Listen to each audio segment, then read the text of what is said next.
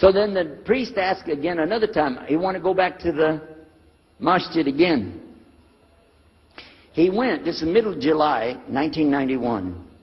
He went to the masjid with him again. And by the way, this masjid, Sheikh Mohammed Jabali knows it very well, is on Medina Drive in Arlington, Texas.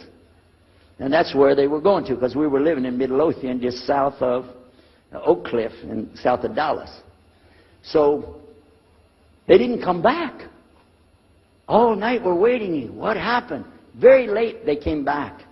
And when he came in, I looked. There's Muhammad. I recognized him. Who's the guy with him, though? He's wearing a white jalabiyah, white dress like this. Has a white pillbox cap on his head. And I looked at him and I said, Pete.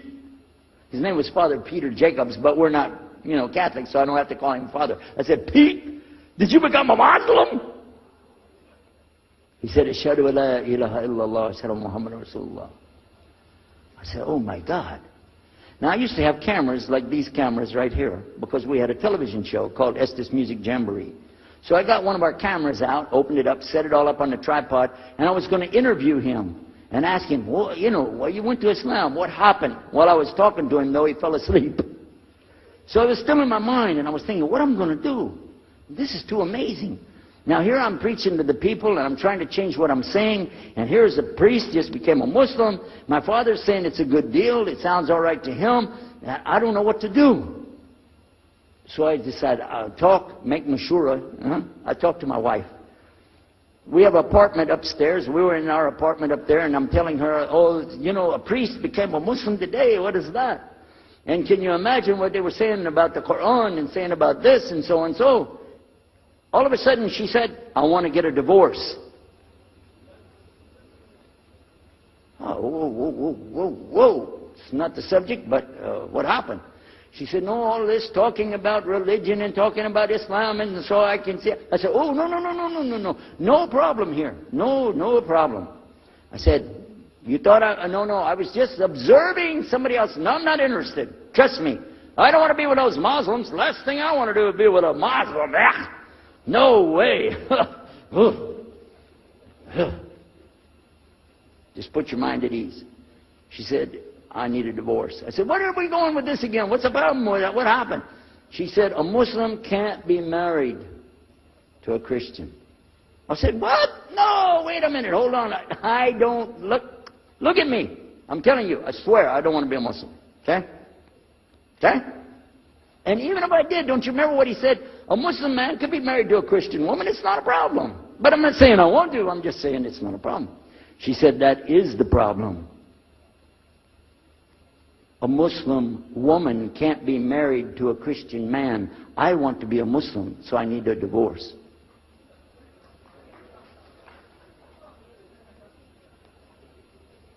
I'll never forget, I was sitting right on the edge of the bed, just sitting there, and I almost fell over. I said, at last, I can tell the truth. I can say it. I didn't realize that she liked the idea. I was afraid. I said, okay, the good news is, I too want to be a Muslim. You know what she said? I don't believe you. I said, no, really. I was just saying that because, but for sure, just so you know, I want to be a Muslim. I've been thinking about it. I want to be a Muslim. We're both going to be Muslim. Alhamdulillah, it's going to be great. Right? You know what she said?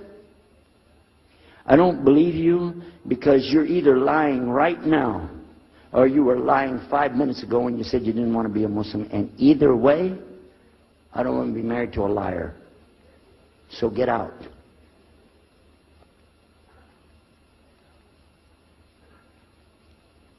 So I started leaving. I'm walking down the stairs of the apartment. I'm down to my father's part. I said, wait a minute. Where am I going to go? This is my father's house. I just got thrown off of my own property. What happened here? So I went to get to Muhammad and I woke him up. I said, come, you and me, we got to talk. Come with me. And we went outside the house and we walked those country roads in Midlothian, Texas, until the time for the sun to come up at dawn. And all that time I talked to him about what's it like to be a Muslim, how do you have to believe, what do you have to do. Let me hear all of it now. And no more playing a game. I'm not debating, I just want to know. Just tell me. Just tell me what's Islam. I need to know what I need to do. And he told me everything, and I realized this is it. I got to make a decision. This is a big deal, though. And he told me, okay, this is up to you. You have to go make a choice for yourself. I can't help you. I said, oh my God. So when he was praying Fajr, I decided, I've been watching this man praying this direction with his head on the ground. It's so beautiful to see a man humble himself, put his head on the ground to the Rabbil Alameen. I said, oh my God, let me try that. So I sneaked off somewhere where nobody could see me, illallah. And then I found a place, a board there, you know, and I bowed down on the ground, and I put my head down on the ground on that board there. And by the way, I'm pretty good at speaking, especially in prayers. I used to make so long a prayer, they wouldn't let me say the prayer at Thanksgiving because the food would be cold. Okay? So, but I put my head on the ground, and only these words came, no more words, just this. Oh God, guide me. That's it. And I was thinking, oh, I got to say more than that. Nothing. Oh God, if you're there, guide me. That's it. After a while, I sat up and I looked around. There wasn't any fancy rainbow. It wasn't birds flying around. There was no big signs from above. There was no music, angels, harps, nothing like this. It was just a cloudy day in Texas.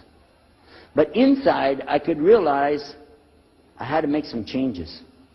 To me, that's what I need to do. There's the problem. It's inside of me. Within a few minutes, it became clear what I needed to do, and I had to develop an idea of how to pull this off. I talked to my wife, I talked to my father, I made a bath, and at 10 o'clock that morning, in Midlothian, Texas, I went in front of this man named Muhammad and this new man named Yahya, who used to be the priest, and I said, Ashhadu an la ilaha illallah wa ashhadu anna Muhammad Rasulullah. Immediately after that, my wife did her shahada. Ashhadu an la ilaha illallah, ashhadu anna Muhammad Rasulullah. A few months later, my father did his shahada. Ashhadu an la ilaha illallah, ashhadu anna Muhammad Rasulullah.